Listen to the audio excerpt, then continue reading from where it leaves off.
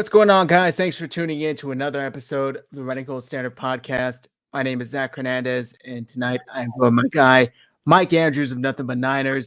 Mike, how you doing this evening? All is well, man. Another day in paradise, just living the dream, man. I love it. Guys, if you're tuning in on Twitter, head over to our YouTube channel, youtube.com/49ers Hive.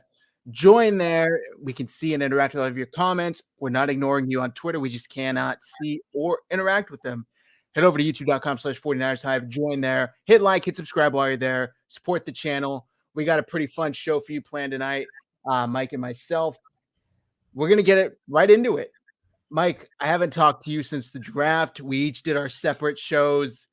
How do you feel? We can start right off with the first pick. Drake Jackson, edge, USC. The name gets read. What's your initial take? I loved it. I know people had this notion that we have to get a center or we have to get a safety. And I was like, I think that if you have questions about your secondary still like that, the best way to do it is to get a strong attack up front. And so I absolutely loved it. We know the philosophy of this team. They build in the trenches. And we know John Lynch is Mr. Defense.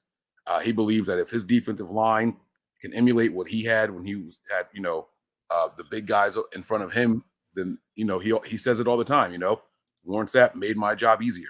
Like those guys were phenomenal out there. And so that's the philosophy. And I say, if you can go out there and you get someone on the opposite side of Bosa that can give you some of that production that D Ford had, this defense is going to be insane. I agree, man. It is. I was a little, I don't want to say shocked. This is this team's MO. I would be kind of dumb to not be surprised. 6 in the last 8 years, they've taken a defensive lineman with their first pick. But I was really hoping they would address elsewhere this draft. I'm not mad at the pick. I like the prospect of Drake Jackson. I think it could really help the 49ers defensive line rushing opposite of Nick Bosa. I just felt a second pass rusher was a little lower on their list of needs. Offensive lineman, maybe secondary. I don't really know. But I honestly felt like they probably should have addressed other places before Jackson, but that's all right. I'm happy with it.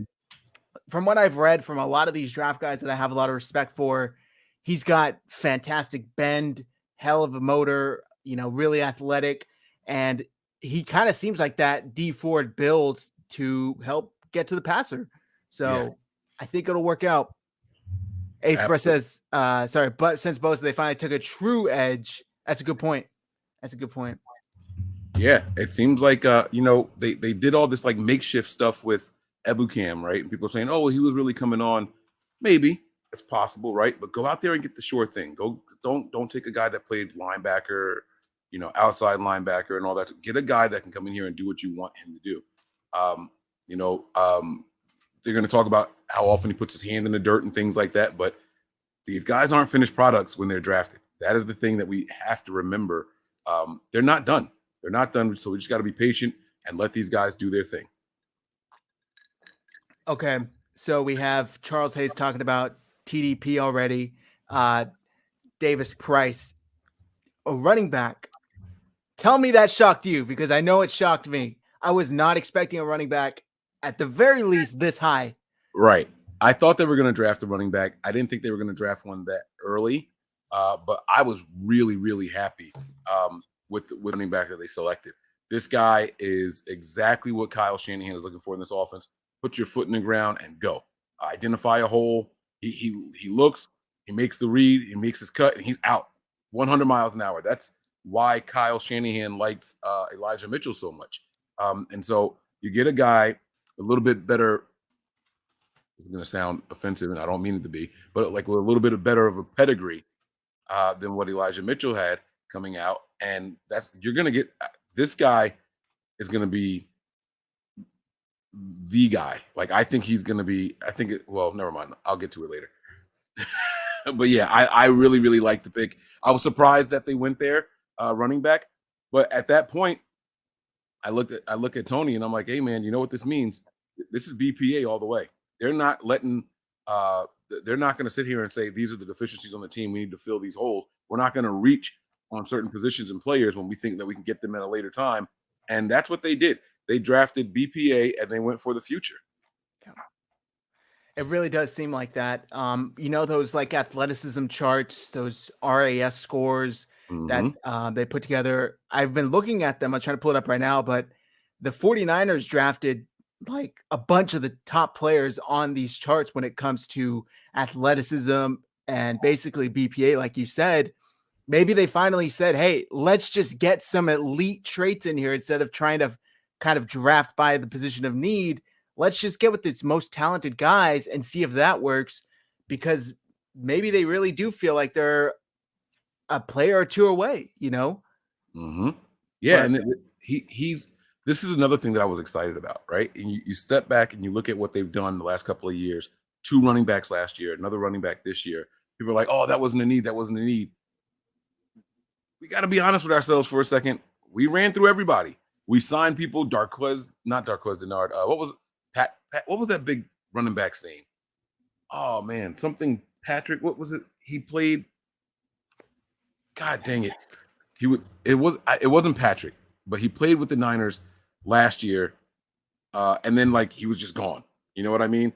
He was there, but then he was gone. I think they tried to like throw a pass with him or something like that. It'll come back to me. They signed him late in he was a huge back. Anyhow, my point is they ran through their entire roster of running backs. And that's what ended up leading to Debo getting more snaps and stuff like that. And Kyle finally like, hey, look, I don't have to sit here and try to do it with guys that, are only third down guys. No, not Wayne Gallman. He was on the team this past season. Hasty? We're not talking about Hasty, right? No. He was bigger than that. This dude was like a big upright runner. Oh, I'll figure out his name. I'm gonna figure out his name and I'll tell you who it was. But my point though is we went through a ton of running backs. So many, in fact, that we had to go and get Deebo Samuel and put him in the backfield.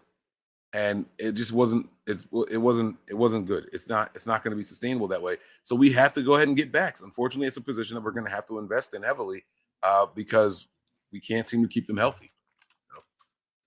And I think you touched on it there. I'm trying to pull it up, Cincinnati running back. But that really is the reason why the 49ers needed Deebo Samuel to play. Not Jerome Ford, right? No, I'm going to tell you in 1 second. I found the roster from last year. I'm going to tell you in one second. Okay. Brian Hill? No. This dude, Jaquez Patrick. Jaquez. Okay, I remember that now. I'm pretty sure he's the running back that Steve says it late. Come on, Steve. Yeah. Oh, I was right with the Patrick thing. Yeah, Jaquez Patrick, 6'3". Like this guy was massive. He was huge. Yep. Big guy, but like did nothing, right? Like they tried. They were out there like looking for anybody out there. And it just wasn't working. So I was happy that they went out there and got a running back. Again, super shocked. You look at the board of the safeties that were out there, and you look at some of the wide receivers that were out there, and it became what it was.